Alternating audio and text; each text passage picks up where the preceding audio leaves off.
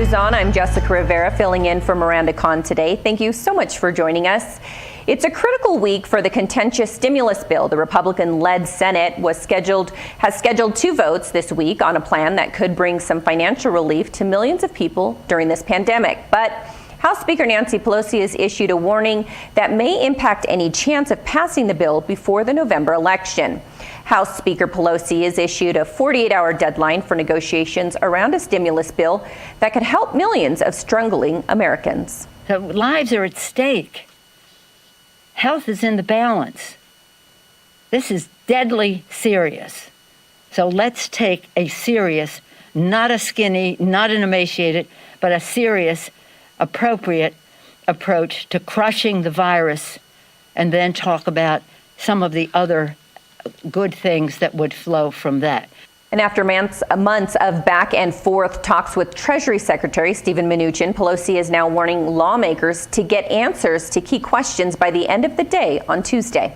I'd say at this point, getting something done before the election and executing on that would be difficult, just given where we are in the level of details. But we're going to try to continue to work through these issues. Yet still, the president remains optimistic. Stimulus talks? Is there any? Yeah, we're talking about it. I think Nancy Pelosi, maybe he's coming along. We'll find out. We want to do it. I want to do it at a bigger number than she wants. That doesn't mean all the Republicans agree with me, but I think they will in the end. If she would go along, I think they would too on stimulus. So let's see what happens. But here's the thing, Senate Majority Leader Mitch McConnell already announced there would be 2 votes this week. That includes a Tuesday vote on a standalone paycheck protection program to help small businesses, and Wednesday's vote on a $500 billion stimulus bill Democrats blocked last month. Democrats have been pushing for a larger deal, more than $2 trillion, and are expected to block McConnell's effort. And the fall surge appears to be here. Cases of COVID-19 are on the rise in most states, and in some health experts say it could be a while before that trend comes to an end. The United States is averaging at least 55,000 new known COVID-19 cases per day. That's more than a 60% hike since mid-September. You can't enter into the cool months of the fall and the cold months of the winter with a high community infection baseline and looking at the map and seeing the heat map, how it lights up with test positivity that is in more than 30 plus states is going in the wrong direction. As of Sunday, only 2 states, Missouri and Vermont, are showing at least 10% drop in new cases. But despite the increase in cases and deaths, Dr. Anthony Fauci, the top infectious disease expert in the nation, doesn't want to close down the country again. Whenever we public health officials talk about implementing public health measures, people think that we want to shut the country down. We don't want to do that.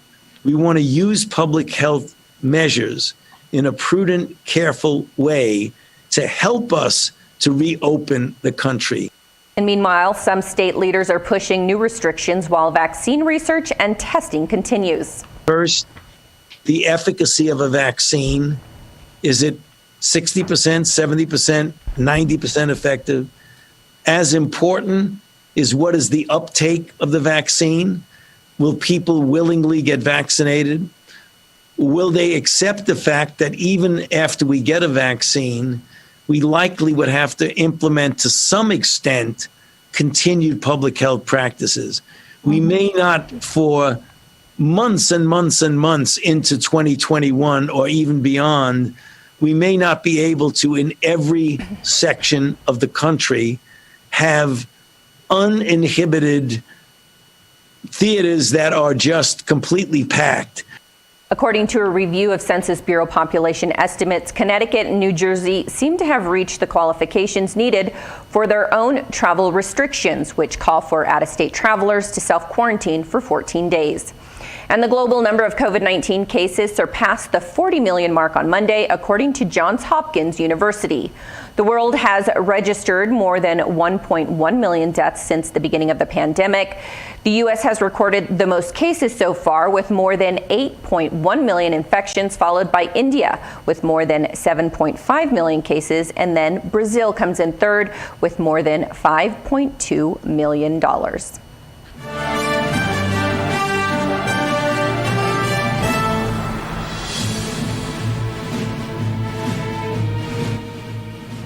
Americans are voting by mail in record numbers in 2020. The change is being driven largely by months of public health warnings due to COVID-19. Americans should avoid large gatherings and should avoid touching commonly used services or objects, both of which are realities of an in-person polling location. But officials, including White House coronavirus advisor Anthony Fauci, has assured in person this year voting in person is safe. A record number of Americans, around 30%, plan to cast their votes by mail this year, which is up from 20% in 2016 and is a threefold increase from 2000. And I want to throw out to our Just the News Washington, D.C. correspondent, Carrie Sheffield. Hey there, Jessica. Yes, we are down to the wire, and all things money. In particular, go to justthenews.com. Check out my latest story. I looked at small donors compared to big donors. When you look at the small donor race, President Trump is actually defeating Joe Biden when it comes to small donors. This is according to the Center for Responsive Politics, a nonpartisan organization, and they've tracked the most recent fundraising numbers, and they found that Joe Biden has raised $204 million among small donors, whereas President Trump has raised $252 million. So this is a big gap, 252 compared to 204. And what this means is there are a lot of smaller donor people, i.e. less than $200. That is what's considered a small donation. These donations are more likely to translate into votes. That's according to Pew Research. People who donate are more likely to vote. So this is a good sign for the president. The president does lag slightly behind Joe Biden when it comes to big donors. The Trump campaign told me they think this is a good sign for them because it doesn't matter if you have someone like Mike Bloomberg, who said he wants to pump in $100 million into Florida, for example. Mike Bloomberg's one vote matters just the same as a one vote person who gave $10 to the Trump campaign. Go to justthenews.com to check out these and other stories. We will keep you posted. Thank you, Carrie. And still ahead on this edition of News On, we'll take a look back at last week's dueling town halls. Keep it here. We'll be right back.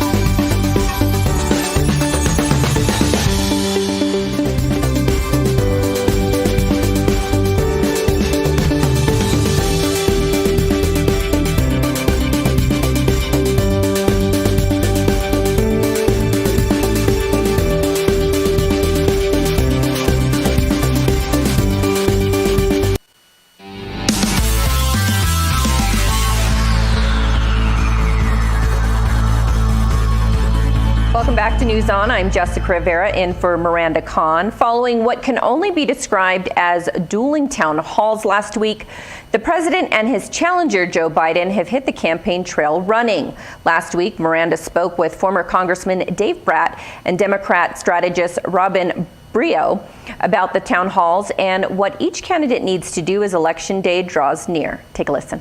Let's try and just break down, if you will, digest what happened last night during these dueling town halls. I'd like to welcome our panel today. Joining us now, we have Dean of Liberty University School of Business and former Virginia Congressman Dave Bratt. Good to see you, sir. Good to see you. Thank you. And also joining us live today is former Barack Obama campaign regional director Robin Biro. Thank you, gentlemen. Pleasure. My pleasure, Miranda. All I have to say is TGIF, right? Hallelujah. Right? It's been a crazy week. Okay. So, as you both know, our network likes to highlight the voice of everyday Americans. We don't like to be belittle and act like we know so much more than they do. I think that's condescending. So what we try to do here on this program especially is to give people a platform where they can share their voice. So we had a couple comments. I was posting a lot of questions, asking people to weigh in. And we asked our viewers about what they thought about these dueling town halls. From everything. What did you think about the moderators? What did you think about the performance of the candidates, et cetera, et cetera? So let's go to what I believe, can we go to the first one? This is what Philip Stockton had to say. He said Stephanopoulos threw Biden leading questions like always. Guthrie tried to rattle him, meaning President Trump, because that took place on NBC with COVID questions at the beginning, and he handled it well. I was pleasantly surprised that they had a fair Q&A with Trump. According to him, Biden just blames Trump for everything, given it has been a problem universally. I've been watching all across the different networks, listening to everybody from Chris Wallace, you name it, people trying to weigh in on this. So I'm just going to ask you, let's start with you, Congressman. What was your overall opinion? And which did you find I was trying to go back and forth. Did you watch both of them, or, did you take preference over one? Just overall, what was your assessment? Yeah, I kind of watched both of them, and I just saw your thing on Scully. I think the president would have been better off with Scully. Last night, if you look at the reviews that come along, it was kind of the Clinton highlight reel. George Stephanopoulos is famous for working for Bill and saved him a few times unethically. And then Savannah Guthrie's husband worked for Al Gore and Clinton. So it's like the Clinton team is still alive and well. And you just got, President Trump getting grilled and Stephanopoulos feeding Biden softballs. So that, it's the mainstream network and it's just hard to catch a break as a conservative when you're dealing with the media. So that's what caught my attention. Yeah, I think you bring up some valid points, and Robin, I want you to weigh in on this. I mean, ABC News made the decision to hire George Stephanopoulos. Congressman makes a good point. He did work for Bill Clinton.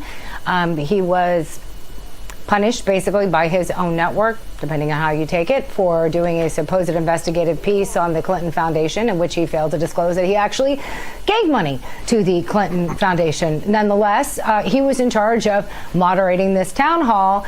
Many people were saying that it was kind of, on one side I heard the left saying it focused more on policy. On the right, I heard people saying that they were kind of softball questions. He didn't push him enough when it came to this idea of court packing. And there was zero mention of the Hunter Biden story that has become quite a hot button story from the New York Post. And we'll get to that in just a moment. But just overall, your assessment. Yeah, actually, I thought that George Stephanopoulos did a pretty good job pressing him with regard to court packing. We got a more solid answer than we've gotten out of Biden thus far yet. It eased my mind considerably to know that he's personally opposed to this idea, as he's expressed before. And the problem with it is that if we start this as Democrats, it opens the door up for Republicans to do this. And what point then is there to even having a Supreme Court if it's just full of justices? And Biden enunciated that very clearly last night. I was glad to hear that. I did watch both. I thought that Biden did a great job, and he was pressed pretty hard and fairly, and he did a great job trying to answer the public's questions very clearly. I actually came away with a better understanding of fracking than I ever had before. And I watched Mr. President Trump's also, and he did a good job. But yes, Savannah Guthrie did press him hard, but he held his own. And at the end of the day, I think they were both better served in this format than they would have been with Mr. Scully, who I called the second we found out about that tweet. I called for him to recuse himself and for them to replace him. So let's just go right to it. So we've been talking, you both have brought up Scully, and the network's decision, to basically suspend him indefinitely. He did admit to lying about his Twitter being hacked. And so we asked some of our viewers to weigh in on that. So Frank Davanzo had a pretty abrupt response. He just got right to it. Fire him immediately. His journalistic integrity is gone. He should leave in disgrace. And let's not forget about Donna Brazile, what she did in the last debates. I mean, he goes on, but that's the gist of it. So again, we received a handful of responses about this. And I want to stick with that in just a moment because Winland Wendt also said, it's easy for me to say, objectivity is nowhere in sight. He says corruption is rampant. Now, Congressman, we had you on the show a while back. You may recall this. And I asked you what you thought about Scully. And here's what you said. Let's go ahead and play that clip. Scully, personally, I was on his show, C-SPAN, sometimes. He's a fair guy. Yep. There you go. Sorry, I was talking to my director there for a moment. That was not in response to you. So my apologies. You are still kind of defending, saying that the president could have been better served with him. Frankly, I'm just kind of baffled by the whole thing. But do you still support him, Congressman? Yeah, I do. I mean, I taught ethics for 20 years, right? And there's relative degrees of the swamp. That guy's a Cub Scout. I mean, so he told a fib about whatever. I mean, we got the FBI director caught left to right. We now got the CIA director caught left to right. There are more serious issues, right? The Russians developed a file to spy and to get rid of the president of the United States in a coup d'etat. There are more serious issues of substance that need to be explored. I don't. If the Cub Scout told a little fib once in his life, I mean, okay, welcome to the club up in D.C., but the guy's still a relative Cub Scout. So what do you think should happen? Again, he's been suspended indefinitely. Should he be able to keep his job? Should he be demoted? What do you think? I mean, if you got rid of all the reporters that told a lie up in D.C., I mean, the whole place would be on unemployment rolls. I mean, there'd be no one left. So, yeah, I mean, he'll get his job left. We got to get some ethical standards back, like you're saying.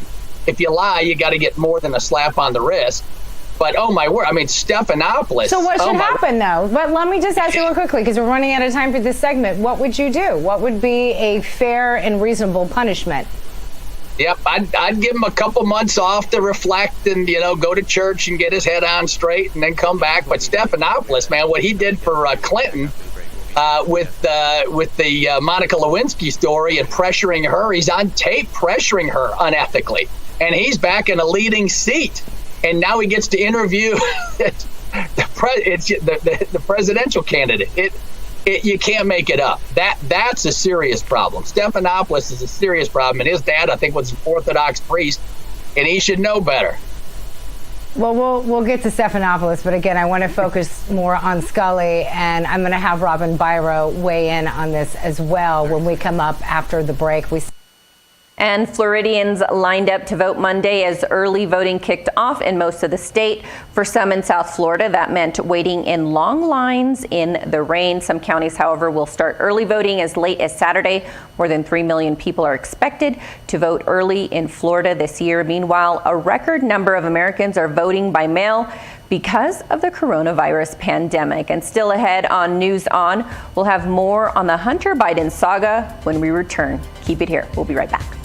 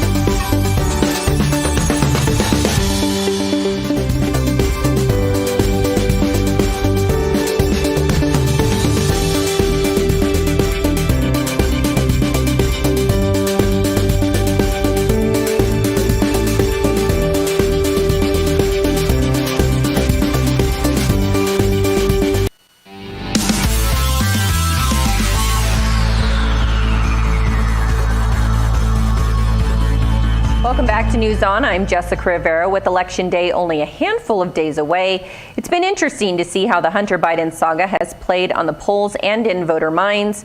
We wanted to take you back to when that story was first breaking, when Miranda spoke to Just the News editor-in-chief, John Solomon. Take a listen. Days now. John Solomon and our team with Just the News has been hard at work breaking news regarding Hunter Biden, Joe Biden, and his relationship with the Ukraine that the mainstream media, frankly, has pretty much ignored. After a flurry of activity, we wanted to get information directly from the source. It's why I'm so honored to bring in Just the News editor-in-chief John Solomon here to break down the story for us. John, you've been the one primarily breaking this story for the better part of a week now. Can you share what you've learned and some of the latest developments that you're following right now? Yeah, absolutely. I think the most important thing is what we got last night, which are brand new documents, now unredacted, that had been hidden from the public, going all the way back to the impeachment story, the Ukraine narrative of impeachment, and all the way through this summer, even when Congress got documents and when I got my documents under FOIA. They show that the State Department was monitoring 13 Americans. I'm one of them. Sean Hannity, some of the famous Fox News figures are on there. There's some other important conservative figures. The State Department was illegally monitoring their social media accounts, trying to get ahead of a narrative that they were worried would hurt the State Department and possibly Joe Biden. That may be one of the headlines in these documents. So the illegal monitoring is going to be the thing everyone is going to remember. But the reason they started this monitoring, according to their own memos, was State Department officials were concerned that the Hunter Biden, Joe Biden, Ukraine narrative, this is their words, not mine, would affect Joe Biden all the way to the 2020 election. One has to ask, what has it become the business of the State Department to worry about Joe Biden's electoral chances? I think that's one of the things people will pick up from these documents that we put out this morning. Yeah, you had an article published recently that discusses that very fact, that the State Department officials broke the law when they began monitoring Americans, as you just said, for the Ukraine scandal. What are some of the details in this story in particular that you can share with us? Well, it's really fascinating. So the State Department, I began writing stories that highlighted a potential conflict of interest between Joe Biden and Hunter Biden. Joe Biden was overseeing U.S. anti-corruption policy in Ukraine. His son's company, Burisma, which was paying him millions of dollars, was under investigation for corruption. State Department saw a conflict of interest. I began writing stories in March 2019 highlighting this conflict. Almost immediately after my very first story on the subject, the State Department ordered the use of a software to monitor 13 Americans' social media accounts to try to figure out what we were going to talk about next, and then try to get ahead of the narrative, counter the narrative. What narratives were they trying to get ahead of? They were worried about the idea that George Soros and his relationship with the embassy would become a controversy. George Soros, one of the largest donors in American history to liberal causes. They were worried that the Burisma Biden story would harm Joe Biden's 2020 chances. These are very political issues. They're not issues of diplomacy. They're not issues of national security. It's very odd that the State Department felt that these were stories they needed to get ahead of. But what's most interesting, they get going about a few weeks into the process when a lawyer or a senior State Department official in Washington says, hey, wait a second, you can't do this. The State Department can't be monitoring, using intelligence tools, can't be monitoring the accounts of Americans. You can't target them. It's illegal to do so, and they have to shut it down. Now, why is that important? Why is that reason for shutting it down so important? During last fall's impeachment proceedings, Marie Yovanovitch, the Ukraine ambassador, somebody that Donald Trump fired, testified that the reason they shut down the monitoring was because they ran out of resources. That does not appear to be accurate, honest testimony. It is clear, in fact, unequivocally clear, Yovanovitch and her team were told to shut it down because they were violating the law. So now there's a question about the accuracy of her testimony. John, as I'm sure you know, on this program, we work very hard to give Americans a voice. So I wanted to share some of the comments that we're seeing today in response, again, to that article. Let's start with Helen, who wonders when Hunter Biden will be held accountable. John, do you foresee a time when Hunter Biden, again, Biden's son, will face any real consequence for his alleged actions? Doesn't appear to be. Listen, we know from as early as 2015 that the U.S. Treasury Department was flagging money coming into his account from foreign sources that they thought looked like money laundering, illicit activity. There was never an investigation. He walked scot-free. I think he'll walk through this campaign without any further legal actions against him. And I think, unfortunately, despite the fact that he and his father created the appearance of a conflict of interest, that's not my conclusion. That's the State Department's conclusion. There won't be a penalty. I think the ultimate penalty will be what the American voters do at the ballot box on November 3rd, but no evidence of any legal jeopardy for Hunter Biden at this moment. Well, again, we got a response on your article that we shared on Twitter here at Real America's Voice. This one comes from Trav4 President, who says they've done so many investigations on this, yet nothing has been found. He goes on to say, do you guys ever get tired of spreading conspiracies that never amount to anything? John, what would you say to Trav and the others out there who think that this is all just some sort of ploy from Republicans to try and damage Joe Biden's reputation in the days, again, leading up to the election? Listen, there's nothing conspiratorial about what happened. There's not any doubt that Hunter Biden was hired by a Ukrainian company, collected millions of dollars while it was under corruption investigation, and while his father oversaw the anti-corruption portfolio in that country. That's not in doubt. It's not in doubt that the State Department, it's not a conspiracy theory, the State Department believed that was a conflict of interest. It's not in doubt that while the State Department was monitoring this company, while Vice President Joe Biden was the vice president, that the company was believed to have paid a bribe to make one of its corruption investigations go away, a $7 million bribe. These are matters of public interest. We should care about these things. I'm not interested in seeing one candidate, the other candidate win or lose. I'm interested in giving the American public facts so they can make judgments about their elected leaders, about our policies, about the families that surround these political leaders and how they may get rich off of their families' political connections. And that's really the story of Hunter Biden. It's irrefutable that he collected millions and millions of dollars from foreign entities that his father had a policy interest in overseeing. And finally, we heard from Rebecca Koch, who has a very pointed question. She wrote to ask, how much money has Hunter Biden received from other countries? John, has that information been released? We don't have a total amount. We can give you some specific anecdotes about money we know. He got a $3.5 million payment on April 14th, 2015 from a Russian oligarch named Elena Baturina. That occurred just a few days before Russia invaded the Crimean region of Ukraine. So that's why it was flagged, both from the source, getting money from a Russian oligarch, and the timing, around a time when Russia was about to do something that was going to alienate Joe Biden and Barack Obama and the State Department. So the money changing hands was there.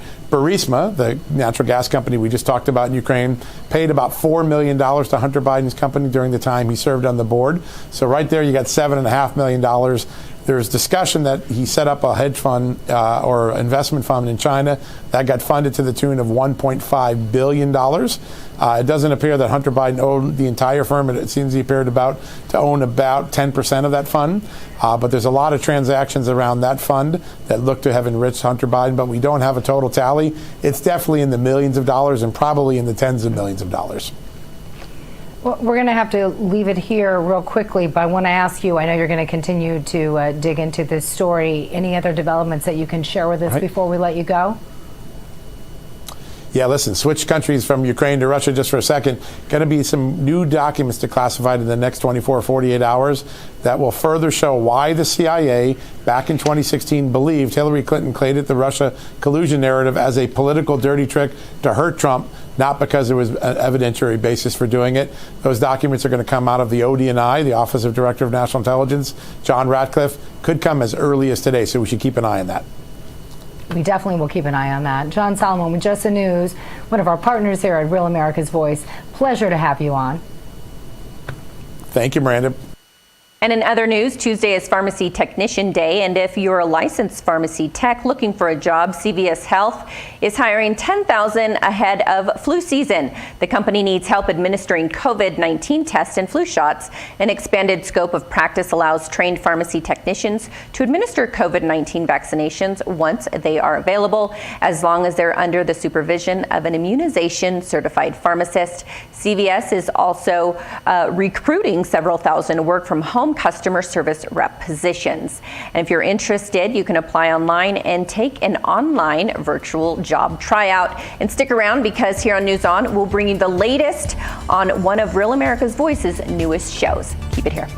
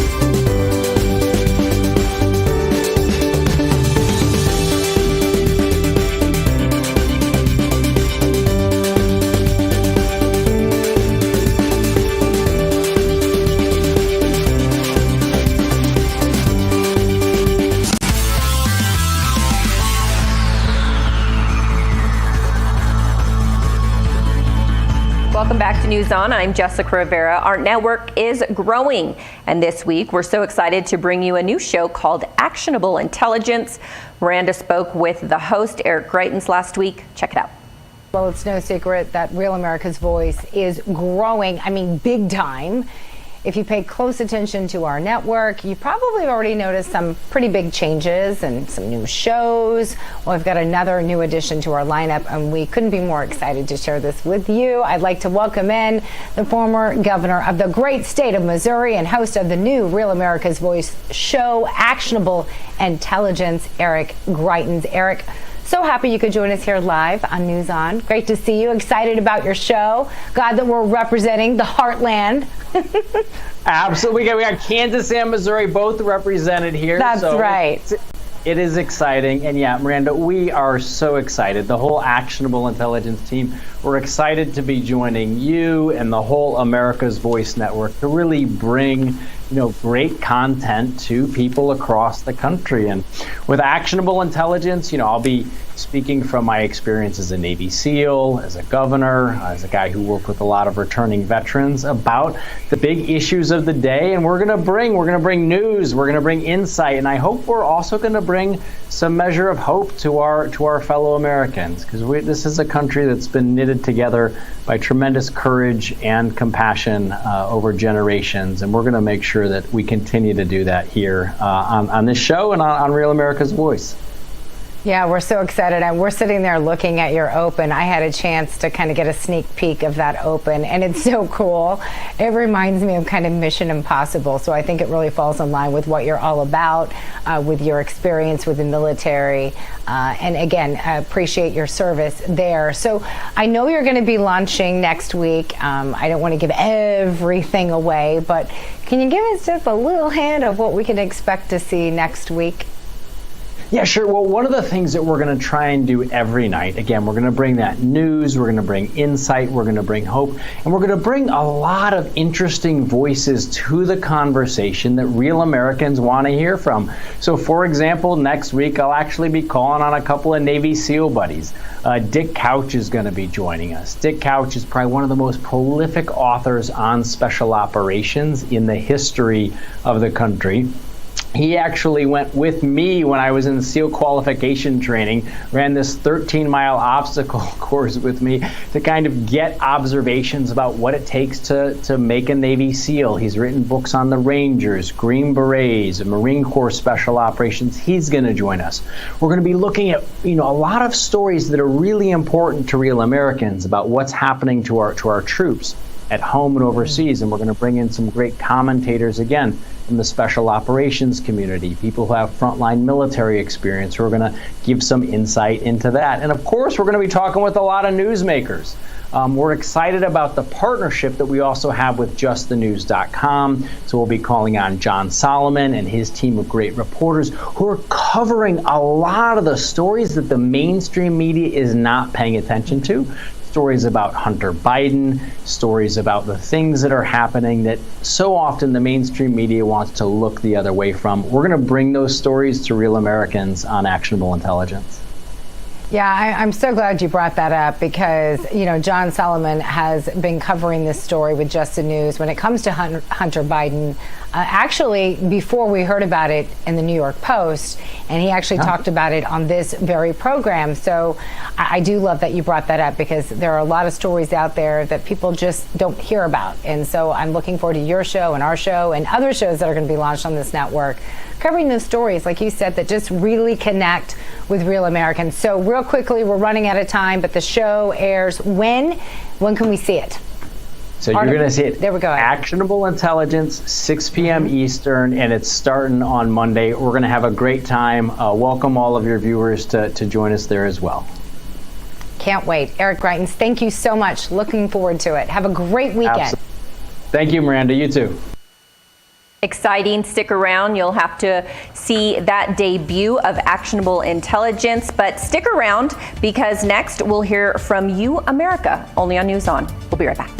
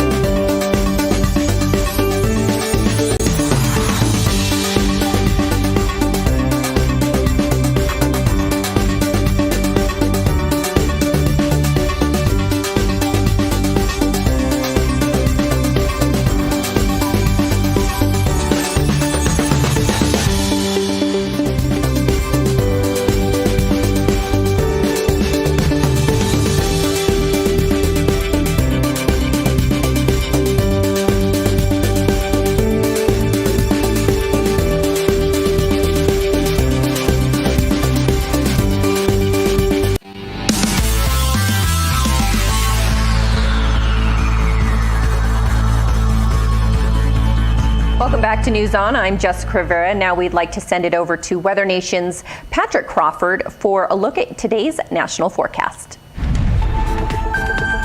Hi everyone, Weather Nation meteorologist Patrick Crawford here with a look at some of the top weather headlines we're tracking at Weather Nation. The snow has been the big story the past few days throughout the weekend and into early this week. It's still going to be that story from Montana through North and South Dakota over into the upper Mississippi Valley and even into the Great Lakes. We've had snow accumulation, some very high numbers coming out of states like Montana as well as down towards northern Wyoming. We'll continue to see this system one right after the other, but this is going to be the stronger one that's going to be moving through these areas as we get into Tuesday. Tuesday morning, North Dakota, South Dakota, even western Minnesota going to see some heavy snow showers. And as that activity continues to push towards the east, northern Minnesota, northern Wisconsin, the upper peninsula of Michigan also likely going to see some heavy snow showers. Maybe Minneapolis, St. Cloud, Rochester kind of falling in line with that wintry mix chance, but it'll be all snow likely up into Duluth, the Arrowhead of Minnesota, and across the Northwoods of Wisconsin. Cities like Green Bay over towards Wausau, we could see some snow accumulation with that forecast as well. And then we're going to continue with those northerly winds, just those reinforcing shots of cold air. So any melting that happens, there will likely be freezing and icy conditions as a result of that. And then look what happens Wednesday. We're watching another system that's going to bring with it some more snow chances. There's the latest snowfall accumulation forecast, highest amounts likely for Minnesota as well as over into Wisconsin. That's the cold side of this system. Chelsea, you're keeping an eye on the warm side where those rain chances continue to go. Yeah, we've seen some showers already into parts of the Midwest this morning. More of the same is in the forecast. Notice that blue and the red line intertwining. That's a stationary front. So there's no advancement of the cold air, no advancement of the warm air, and that allows all that moisture just to ride that boundary. So we get the training thunderstorms. We get that chance for some cold, raw rain into parts of these areas. So Indianapolis up towards Cleveland, Buffalo already today. We've seen it. More of the same on the way. Going into tomorrow, you notice there's not much movement into the overnight hours with those showers. That continues to then eventually get pushed to the east as those waves of energy coming across the high plains really start to move the air in the upper levels of the atmosphere. Isolated shower chances as we go into Tuesday afternoon and evening for the New England region. Not as widespread because the energy is getting pushed out faster, but you can see where that snow starts to creep into the Great Lakes as we get into the overnight Tuesday into Wednesday. Not looking at a substantial amount of rain, but we will see maybe 1 to 2 inches, and every wave that comes through over the next week will continue to add to those totals. It's going to be very beneficial because we do have some ongoing drought conditions and into New England. We also have some of that extreme drought. So again, beneficial rains are in the forecast. Now, if you'd like your local forecast, you can head over to weathernationtv.com for updates. Thank you, Chelsea and Patrick. And here's some good news for the travel industry. TSA says it screened more than 1 million people on Sunday. It's the first time since the pandemic hit that screenings have hit that level. Still, the number was only about 40% of the 2.6 million people the agency saw on the same day last year. Upwards of 2,000 TSA workers, including airport screening officers, have gotten coronavirus, with 8 dying. Last week also saw the highest weekly volume for TSA screenings since the pandemic hit, with 6.1 million passengers. And coming up next, get ready to laugh once again when we return here on News On. Keep it here.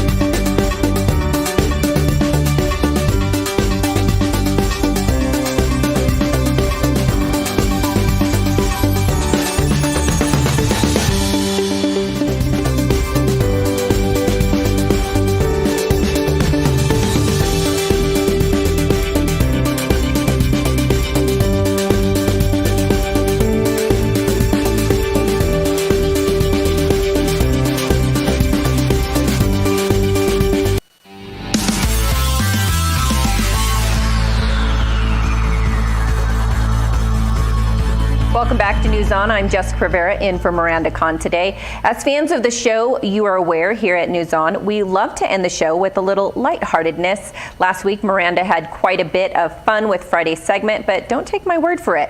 Take a listen. Well, you know by now, if you've been watching the show, that we're clearly about food when it comes to this block. Our producer just loves it. I think it's because he knows we're hungry. Anyway, here's a blast from the past. So chances are you probably lived off ramen when you were young. And if you still have a passion for the noodles, well, guess what? Nissan, the maker of the top ramen, is looking for a chief noodle officer. It's a pretty good gig, actually. You get paid $10,000. $10,000 just to develop and test out new ramen noodle soup recipes. Plus, you get a 50-year supply. Who would want that? Of top ramen products. You have to really love your ramen. Just post a picture and recipe of your own top ramen creation to social media for the chance to be selected. You can use the hashtag #HowDoYouTopRamen. You have to act fast, though. Submissions are only being accepted through the end of this month, October 30th. So if sometimes you feel like your dog's personality may be changing, well, you could be onto something. A new study published in Scientific Reports found that the dog's personality does change, actually, as they age. They become less active and less curious, much like humans. Researchers looked at the personality of, 217 border collies to be exact, ranging in age from 6 months to 15 years. 4 years later, the 37 dogs that were still alive were re-examined. Results showed that attentiveness and problem solving improved until the age of 6, and then it seemed to stabilize. Excitement and enjoyment for new situations declined after the age of 3, but the desire to socialize remained the same over time. I wonder if it's the case for other breeds. We'll have to find out. And as regular viewers to this show, you know, we never want to appear biased. Our goal is to highlight stories from both sides of the aisle, even if that aisle is dog people versus cat people. So for all of you cat people, this story's for you. Give an extra hug to a furry feline friend. It's Global Cat Day. Come on. Today is an international movement aimed at bringing awareness to human and non-lethal programs for cats. Cats and kittens face euthanization at a much higher rate than any other shelter animal, believe it or not, but programs geared at capturing and neutering can help control populations and make it possible for stray cats to live full and healthy lives. Just perfect lives, really. To honor Global Cat Day and help save cats and kittens, you can find a program to support near you, or you can visit a shelter to adopt a new feline family member. And I consider myself both a dog and cat person because I've had both, and they're amazing. All right, Amazon has a record-setting event. Actually, it had one. The Seattle-based technology company announced this week's Prime Day was its 2 biggest days ever for small. Now, here's the real good news. For small and mid-sized businesses, the annual extravaganza usually was scheduled for July, but it was pushed back, of course, because of the pandemic. Amazon CEO says sales rose by about $3.5 billion, close to, are you ready for this? 60% higher compared to last year. Love to see that because I know those small businesses really could use all the support they can get. So fans who want the newest iPhone can now pre-order them. Apple opens a door for pre-orders for the iPhone 12. That's happening today. So what's the difference? All right, iPhone 12 is a little thinner, a little smaller, and lighter than the iPhone 11. It also has 2 cameras on the back and is equipped with 5G, the next generation high-speed wireless network. The phone comes in 5 colors and costs, little measly $800. That's pocket change, really, right? Yeah. It's expected to be available in stores next Friday. Yeah. And that's going to do it for this edition of News On. And as always, you can follow us on social media and on our own Join the Community page, which is on our website, americasvoice.news. Thank you so much for watching today. We hope you have a wonderful rest of your day. I'm Jessica Rivera, and Miranda will be back tomorrow. Take care.